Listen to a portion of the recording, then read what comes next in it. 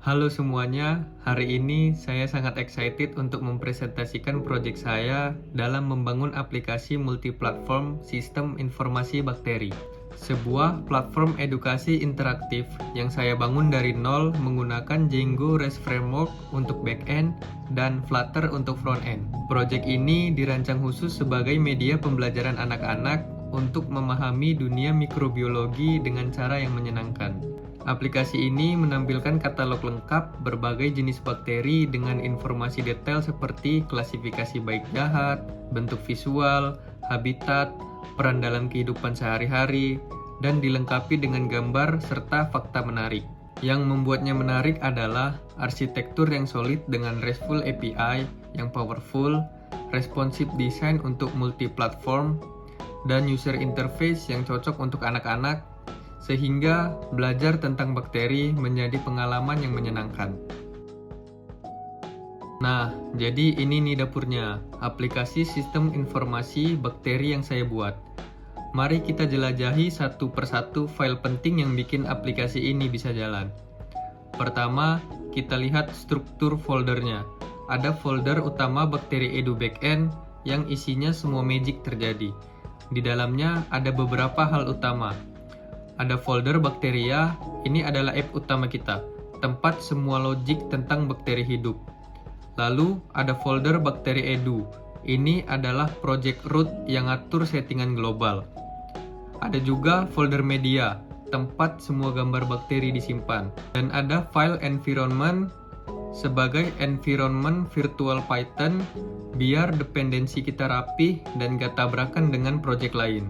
Sekarang kita mulai masuk ke file model pada folder bakteria. Ini yang paling penting. File model kayak blueprint database kita. Di sini saya mendefinisikan seperti apa struktur data bakteri itu.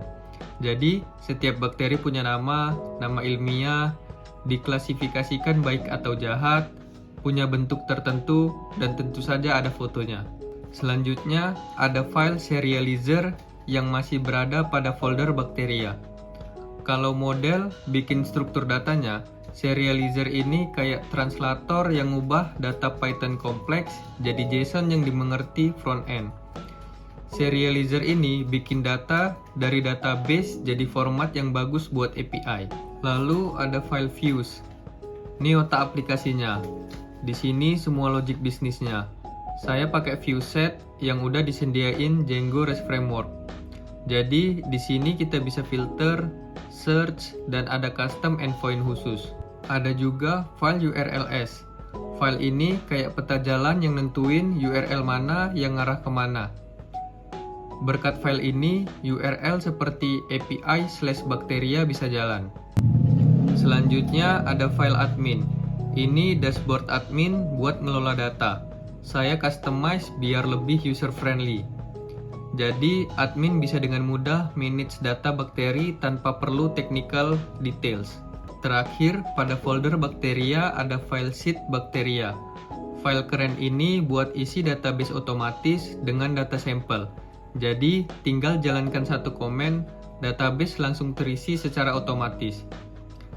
Saya bikin data sampel yang lengkap biar pas testing sudah ada datanya. Sekarang kita masuk pada folder bakteria edu. Yang pertama ada file setting. File ini adalah otak besar dari seluruh project. Semua konfigurasi global ada di sini. Settingan ini yang bikin semua komponen bisa bekerja sama dengan harmonis.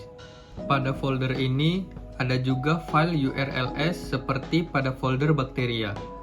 Kalau tadi di app bakteria ngatur roots khusus bakteri, file ini ngatur roots global seluruh project. Plus, dia juga handle serving file-file media saat development. Nah, setelah semua programnya selesai dibuat, langkah selanjutnya adalah migration project kita. Juga buat akun super user. Dan terakhir, kita bisa menjalankan project backend kita untuk melihat apakah project backend kita berjalan dengan lancar. Sekarang, kita akan explore Django Admin Panel, yaitu control panel yang powerful banget yang otomatis di-generate oleh Django buat ngelola data aplikasi kita. Ini adalah tempat di mana admin atau super user bisa manage semua data bakteri tanpa perlu tahu coding. Jadi, ini adalah halaman utama admin kita. Di sebelah kiri ada menu-menu yang available, dan di tengah ada info tentang data terbaru yang ditambahkan. Pertama, kita lihat manajemen user. Di sini kita bisa lihat semua user yang terdaftar di sistem. Untuk project ini, kita punya user atas nama saya sendiri yang adalah super user. Di sini, kita juga bisa mengedit data user dan juga menambahkan data user. Ini yang paling penting. Di sini, kita lihat semua data bakteri yang sudah ditambahkan ke sistem. Kita juga bisa menambahkan data bakteri baru ataupun mengedit data yang sudah ada. Nah, setelah kita explore backend tadi, sekarang kita masuk ke front end-nya nih. Ini adalah bagian yang bakal langsung berinteraksi dengan user. Mari kita jelajahi struktur Flutter project yang saya buat. Jadi, ini adalah struktur project Flutter kita. Yang paling penting adalah folder lib. Ini adalah jantungnya aplikasi kita. Pertama, kita masuk ke file main. Ini adalah pintu masuk aplikasi kita. File yang pertama kali dijalankan. Di sini kita setup provider untuk state management dan tentuin home screen sebagai halaman pertama. Sekarang kita mulai masuk ke subfolder yang ada di folder lib. Pertama ada subfolder models. Di sini ada file bernama bacteria model. Ini adalah blueprint data kita. Model yang mendefinisikan seperti apa struktur dari data bakteri. Model ini membuat data dari API bisa diubah menjadi objek Dart yang mudah digunakan di UI. Lalu ada subfolder service. Di sini ada file bernama API service. Ini jembatan antara front end dan back end. File ini yang ngurus semua komunikasi API. Service ini handle semua HTTP request, error handling, dan parsing JSON ke Dart object.